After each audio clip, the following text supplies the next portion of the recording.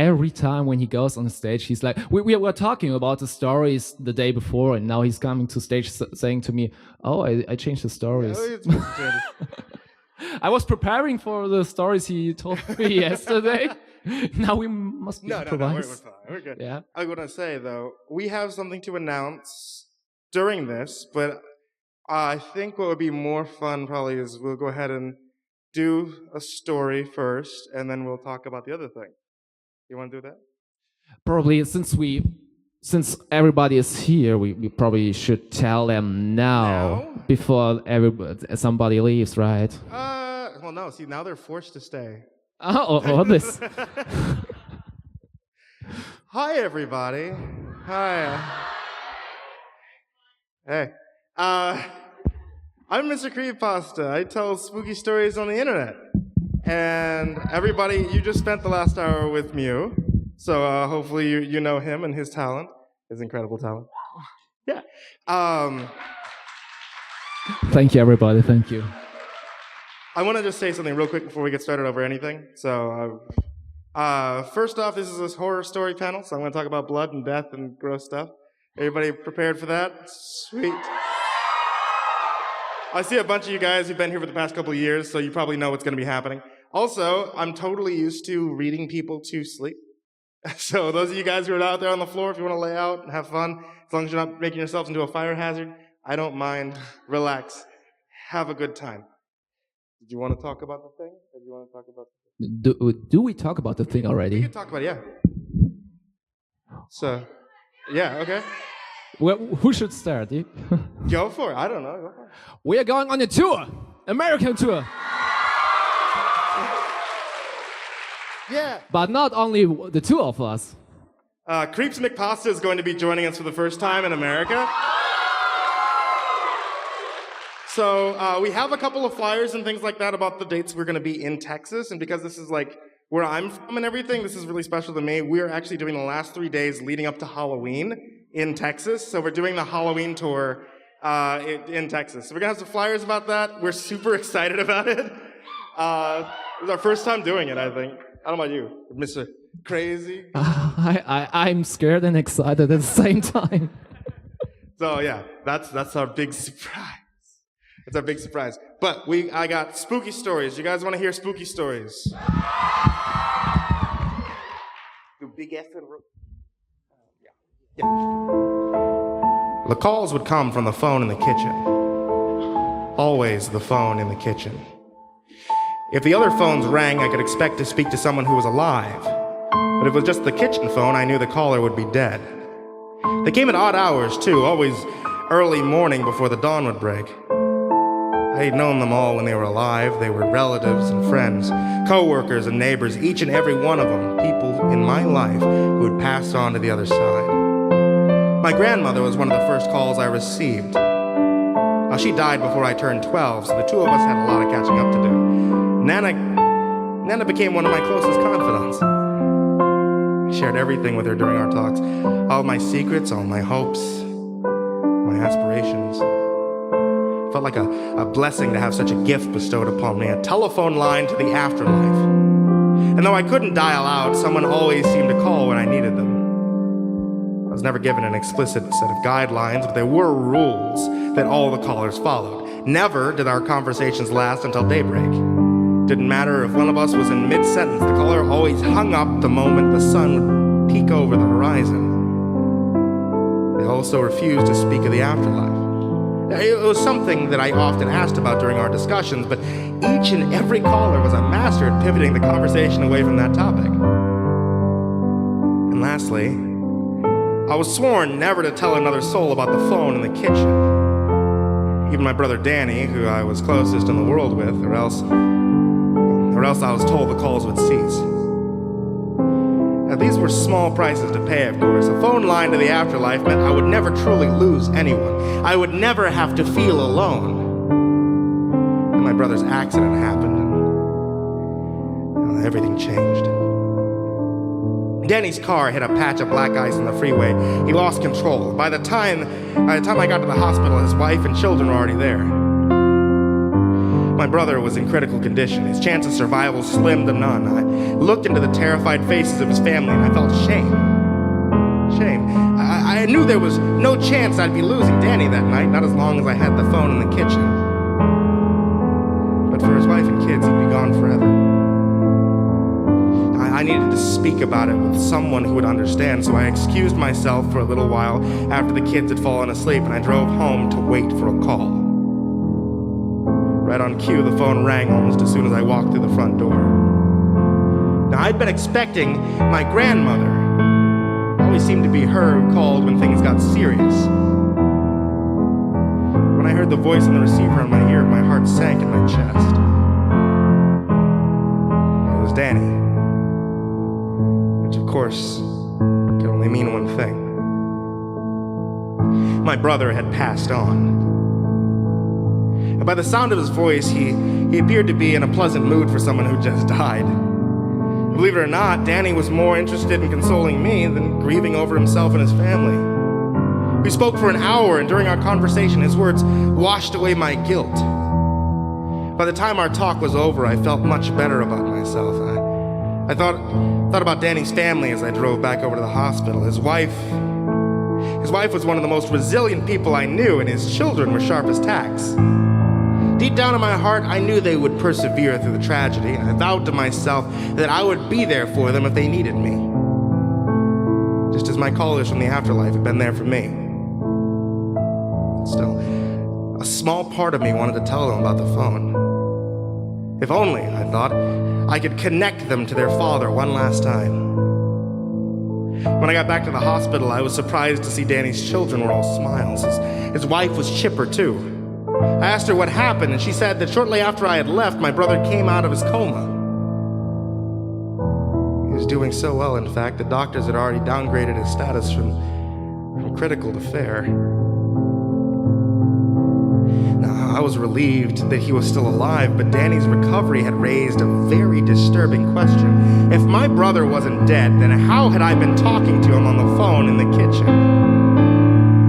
According to the doctors, he even regained consciousness before I had made it home. They told me my brother would make a full recovery, and by the afternoon, we were allowed into his hospital room to talk to him.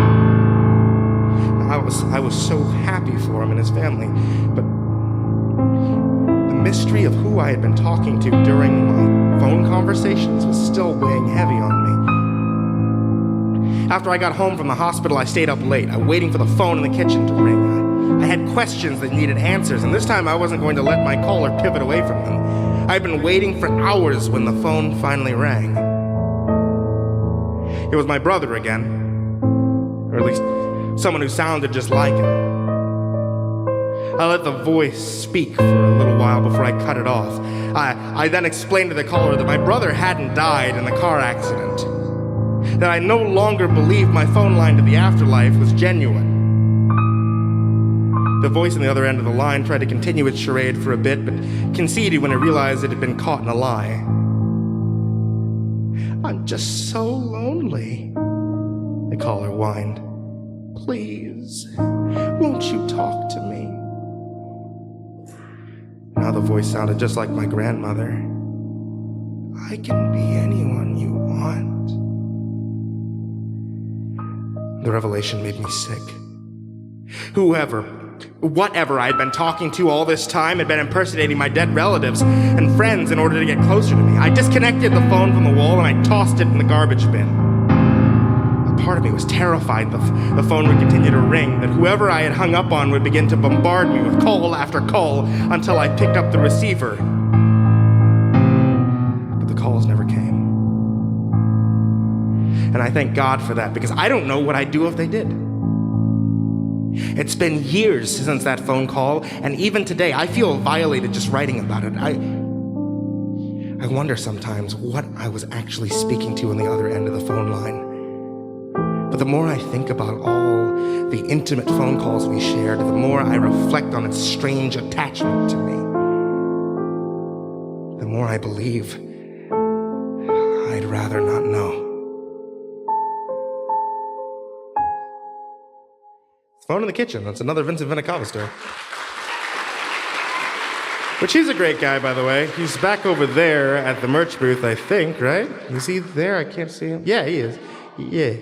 Sweet. He's there. He's a cool guy. If you guys want to see him, he will be over there after the end of the panel, too, along with us, hanging out and kissing babies and stuff. Did you want to do the spirit box? I think we got enough time. Of course. Yeah, sweet. We had another one that's really super spooks, but it was just if we had enough time, and I think we have enough time for the super spooky one, if you guys want to know.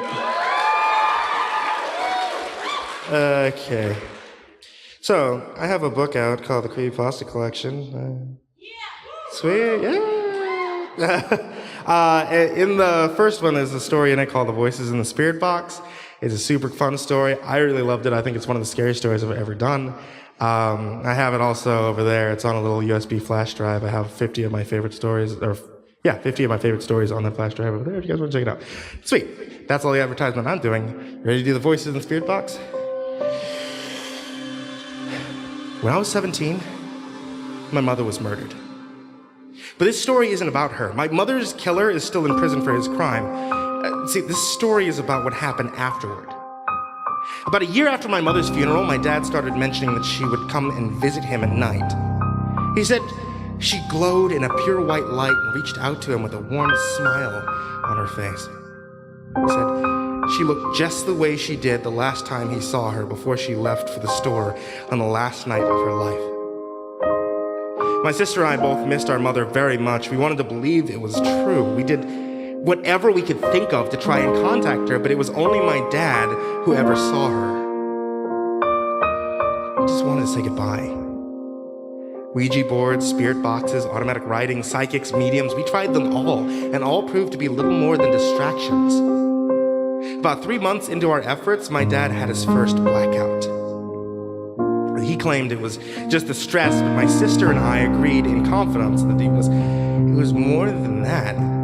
He would forget things all the time, talk about old memories out of the blue, and even then he started getting these horrible migraines. We didn't learn the source of it all until he finally agreed to go to the doctor. He had a brain tumor. Inoperable. His doctor told us it was likely the source of all he'd been experiencing, including the hallucinations of his dead wife. My sister and I lost all hope of ever saying goodbye to our mom, and we focused on our dad instead. See, by then I was nearly 19, my sister was 22. She ended up moving back in with Dad to help me take care of him. Even with treatment, he only lasted 6 months, though, which was 3 months longer than the prognosis. When our dad finally passed away, we were both pretty devastated. I can still remember that night so vividly in my mind, the loneliness, the realization that both my parents were gone, and it was worse to realize that all of our attempts to find proof of some kind of afterlife ended up with nothing. Dad's last words to us both were about Mom. She's telling me to come with her. She looks so beautiful. So beautiful. My actual story starts almost a year later, though, when I finally decided to move out of my parents' house and in with my longtime girlfriend. Alex! I could hear my sister yelling for me downstairs.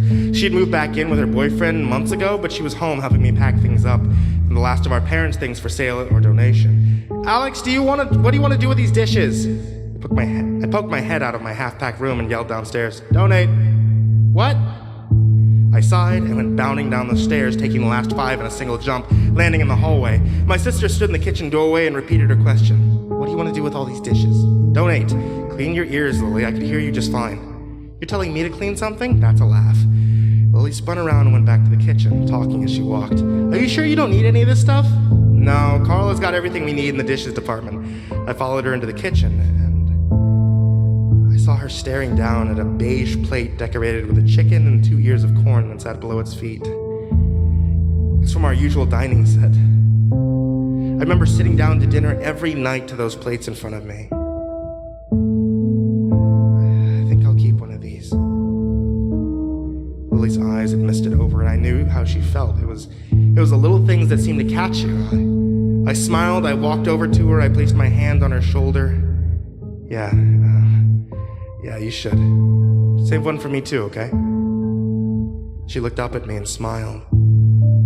Suddenly, we both felt something whiz between our heads at high speed and heard it crash against the far wall just below my mom's old cat clock. Lily nearly jumped out of her skin, and she grabbed the hold of the plate that she was holding and jumped back. We had both been startled right out of our family moment. I could feel my heart beating a mile a minute. "The hell was that?" Lily yelled. Setting the plate down on the kitchen table and stepping towards the far wall, she bent down and disappeared behind the tablecloth for a second before re-emerging with a piece of broken plate in her hand. She had been confused, and I must have mirrored that same look. We were the only two people in the house. No one else could have thrown that plate. On the sliver of porcelain that Lily was holding, I could see a chicken foot raising up from behind an ear of corn. It was from the same set that we had been discussing. "You gotta be kidding me," I said. Turning my head to glance at the cupboard full of dishes, and then back to Lily, she shrugged. She gave me an, I don't know, look. And that's when I noticed that familiar ticking from my mother's cat clock. A sound that I'd been accustomed to hearing for years had stopped. I looked up at the wall behind Lily and noticed the cat's tail had stopped swinging and its always shifting eyes had frozen in place. It was staring directly at me. I shivered involuntarily and went to help Lily pick up the pieces of broken dish scattered across the kitchen floor. The plate incident reminded us of all of our efforts to contact our mother. In all of our attempts, we never saw anything even remotely paranormal happen, yet here we were, face to face with an event that neither of us could explain. It didn't take long to decide that we should pursue it. The incident had almost cast doubt into the theory that my father had been hallucinating prior to his death. In our desperation, we eagerly jumped on the small chance to talk to him one more time. I knew now that hope can be a dangerous thing. Lily and I went to our significant others and explained what we were going to attempt. We were going to give the Ouija board one last try. Carla was open to the idea when I told her about it, and she actually seemed kind of excited. Lily had a harder time with her boyfriend, David. As she related to me, she had to drag him along, kicking and screaming. In the end, though, he showed up, and I knew that even if he didn't buy into any of it, he'd be there for my sister. 2 nights later, we all gathered at my parents' house. At the time, we were excited, giddy. We had no idea what we were signing up for. If we had, I would have walked away from that place. I would have never looked back. "Is everyone ready?" Lily said, her fingers already placed atop the planchette. Carla looked at me, green eyes darkened to a near black in the dim orange candlelight. She winked at me and placed her hand on the planchette next to Lily's. Then I placed my fingers on the other side of the plastic toy and did my best to ignore the disapproving look on David's face. He had reluctantly agreed to be our scribe, writing down the words that might be spelled out during our seance. Lily started moving the planchette around the board in an infinity shape, the one that we had always used before. I could feel the same excitement welling up inside of me that I had the first time we tried this. I could see the same fervor reflected in my sister's expression. "What now?" Carla whispered over the board. "Now we ask some questions." Lily held her head up high like she was trying to channel some kind of divine energy. My sister always got a little bit too into this. "Is there anyone here with us?" We all watched the board with bated breath, hoping to feel some movement beneath our fingers, and suddenly, the infinity shape stopped. And we watched the planchette move slowly across the board towards the top left corner before stopping at the word yes. "Okay guys, you're not messing with me, right? Because I didn't do that." Carla was looking at me. I could see out of the corner of my eye, I was stunned. In the millions of times we had tried this, nothing had ever happened. No, we are not messing with you." "Ask another question." Lily's voice had gone up at least 2 octaves. She was smiling like a crazy person. It was the same look that you would get on Christmas morning when we were kids, the joy of discovery, the satisfaction of finally getting what you were waiting for.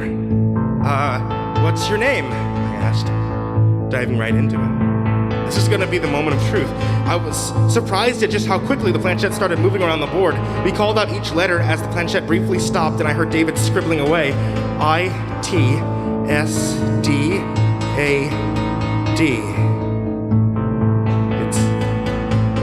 Dad. David remembered the words in a voice that contrasted with his previously cool demeanor. Lily's hands left the planchette and she slapped them across her mouth. I could see her eyes quickly filling with tears. Carla and David both sat slack-jawed, and I'm sure my face had a similar look.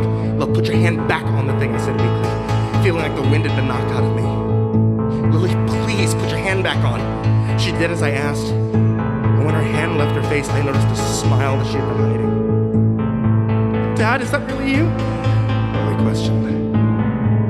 Yes. The response was immediate. I miss you so much, Dad. It's been so hard since you and Mom have been gone. W-E-M-I-S-S-Y. We miss you, too. Holy shit.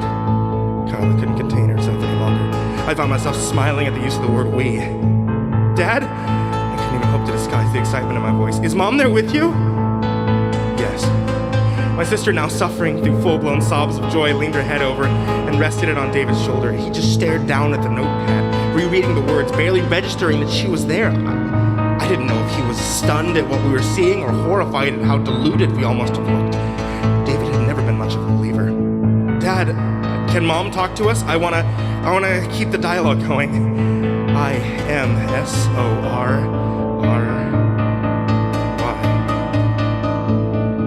I'm sorry. I raised my eyebrows at the response. What are you sorry about? I asked, unsure if I was speaking to my mother or my father. S-H-E-S. She's too cold, too hard for her. A smile fell from Lily's face and the mood of the room became more serious as David read the last sentence aloud. The planchette continued to move then without any more prompting. So cold here, so lonely. We miss you. We miss you. It's Dad. It's Dad. Please help. Please, we need you. And after the last you, the planchette suddenly shot out from under our hands, paused just milliseconds over goodbye, and then fired across the room and hit the wall at roughly the same speed as the plate that morning. I jumped up and away from the board in shock. Lily was now sobbing loudly as David held her, but his eyes remained fixed on the board as if it was the most alien object that he'd ever seen. Carla touched my hand with shaking fingers, and I looked down to see fear in her eyes. I don't understand, Carla said, and stood up. I'm so sorry. She wrapped her arms around me, and it was only then that I noticed the wetness on my own cheeks. I hadn't cried since my mom's murder, and I figured something in me had broken that day. Even when Dad passed, I didn't cry. Now, though, in this moment, the tears finally came. We tried to contact my parents all night, but the planchette didn't move. We hoped that contact with our parents would make us feel better, give us some sense of closure, but instead it had devastated us. Lily, most of all. Most days she would just sit in the living room for hours listening to the static of the spirit box, hoping to hear a voice. As the weeks went on, Lily became quieter and more introverted. She retreated into herself, hardly speaking to anyone. The conversation with the Ouija board made an impression on me too, but Lily had become obsessed. And then one night, I woke from that nightmare to a more real one, a more horrifying one. I answered the ringing phone to hear David's voice yelling through the earpiece. Alex, your sister just took off. Took off? What do you mean? David's tone was panicked, and I rubbed the sleep from my eyes and tried to focus. Alex, she's been way worse than she lets on. Lily doesn't sleep anymore. She just sits in the kitchen. She listens to that damn little radio. Spirit box? Yeah, that thing. She says she can hear your parents talking to her. I want to believe her, man, but I sat for hours with her one night. I didn't hear a single thing. Jesus. Alex, I'm scared for her. Tonight she was talking to it. She was saying it was talking back. Her voice woke me up. I couldn't understand exactly what she was saying, but she was crying, and then I heard her bolt out the door and slam it behind her. She went back to my parents' place. It wasn't a question. I could feel it in my bones. I may not have known the full extent of what was happening, but I did know that something very, very bad had just happened to my sister. She couldn't cope with the Ouija board. You think? That's what I was thinking too. I know you have the keys, man. Can I meet you there? I think we need to get her help. I sighed into the phone, knowing that he was right. Lily may never forgive us, but I was quickly becoming convinced that she needed professional care. Yeah, let me just get dressed. I can be at my parents' place in about 45 minutes. Let me see if I can talk to Lily. Thanks, Alex. I'm gonna head over now. I'm a lot closer, so I'll let you know. We hung up. And I relayed the entire conversation to Carla. Despite my best efforts to keep her safe at home, she insisted on going with me. And when I protested, she challenged me to try to stop her. 10 minutes later, we were in the car heading to my old house. The argument with Carla had delayed my departure, and we were actually arriving at the house more than an hour later. Both Lily and David's cars were parked in the driveway, so I parked on the street, and Carla and I headed to the front door. I noticed as we climbed the porch steps that no lights were on inside. The front door was slightly ajar, and I took a deep breath before pushing it all the way open with a creak. Beyond the door was utter blackness, a seeming void instead of welcoming foyer. I had never seen the house this dark before, so I let my eyes adjust. I listened intently for any sound. All I could hear was the clicking of the spirit box, rapidly changing channels through the soft static. I finally stepped inside and made my way down the hall, taking Carla's hand as she followed behind me. "Lily?" I yelled out. I heard the acute fear in my weak, shaking voice. I couldn't understand why I was suddenly so terrified in my own house, but I couldn't shake the feeling. I hugged the walls until we rounded the corner into the softly lit living room. Dull blue light was emitting from somewhere, and I could see Lily sitting in front of it. She was cross-legged on the floor. The spirit box was in front of her, and her head was hung between her shoulder blades, blonde hair covering her face. "Lily?" I whispered, squeezing Carla's hand as I let go to walk towards my sister. I was halfway to her when Carla suddenly flipped on the light switch and screamed. I was blinded at first and disoriented by the screaming, but my eyes gradually made the adjustment. I blinked a few times and found myself still facing Lily, who had remained sitting on the floor with a spirit box in front of her. Her forearms were cut wrist to elbow. She was sitting in a pool of blood. David was there, lying next to her, stabbed God knows how many times in the chest, neck, and face. I can only assume it was him. The body was unrecognizable. I heard Carla take off down the hallway and slam the front door as she left the house, and I adjusted to my state of absolute shock. I scanned the room calmly before hysteria set in. The walls were covered in writing, the same 3 phrases over and over again, written in fresh blood. "It's Dad. We miss you. We need you." I snapped out of my trance suddenly and stumbled over to Lily. I begged every god I had ever heard of to let her be alive somehow, to let me save her. I choked on my prayers as I rescued Lily's limp body from the crimson puddle and screamed for Carla to call 911. Her skin lacked the warmth of life, and I pressed my face to hers, begging her to wake up. My whispers fell on dead ears, and I cried. The soft static of the spirit box played the score to my pain. How many eternities passed before Carla returned, I don't know, but I saw her there finally, standing in the doorway, talking to emergency services and staring at us. I cradled Lily's body and I rocked back and forth, and I could tell from the look of disgust and pity set upon her face that Carla couldn't hear the spirit box. "Alex, it's Mom. We need you." It was faint, but it was her. My mother's voice was unmistakable. So the voices in the spirit box. We are out of time? We have 10 now. What time does this go to, bro? I don't know. It's your panel. Right, yeah. I got one last one I'm going to do, and then we're going to head over that way towards the merch booth where we got a whole bunch of stuff. I really love always ending with this one, so this is another one. If you've seen this panel before, you probably know this story, but this one's just, I'll make it quick. It is like 30 seconds. Is that going to work? Yeah. Hell yeah. Okay. Thoughts on Modest Murder? Ha! She's making her way to the bathroom. It won't be long now before I have my first kill. Oh, this is so exciting. Okay, just as I planned, I stand here in the shower with my knife ready and drawn, and when she pulls back the curtains, well, it'll be curtains for her. I made it funny. Ah, here she is. I'm just gonna take a little peek and get into the perfect position to pounce, and oh, well, isn't this a treat? She's undressing in front of me. Yes, darling, daddy likes. Slide out of those jeans, why don't you? It's a very sexy bottom, if I do say so myself. Gonna enjoy running the knife through you, honey. Okay. Time to get ready. She's approaching the shower now. Here she comes. Oh. She's sitting on the toilet. I wish I could give her some privacy, but this is kind of a unique situation. I guess everything will be just fine as long as... Oh, God. Is she taking it? Oh, she is. I'm afraid this is terribly embarrassing. Lord, it stinks in here. I honestly didn't know the human body was capable of creating a stench so foul. The hell did she have for lunch today? It smells like 3-week-old cat food that's been left out in the dumpster behind a sushi restaurant. I could taste it.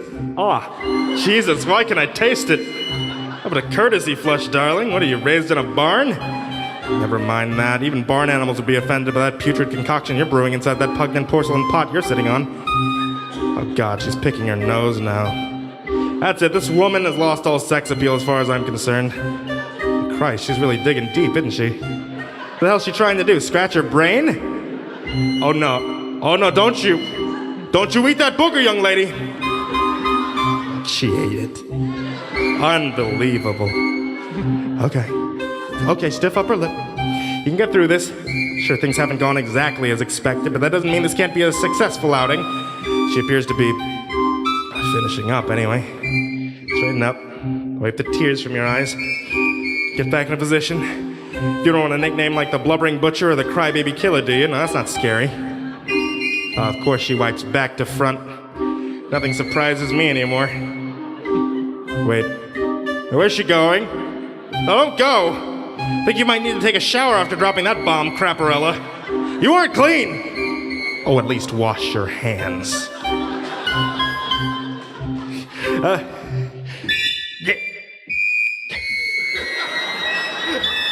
That's my modest story. Thank you guys so much for coming to CreepyPasta Storytime. And Brianna. One more hand for Muji, please. For Mew.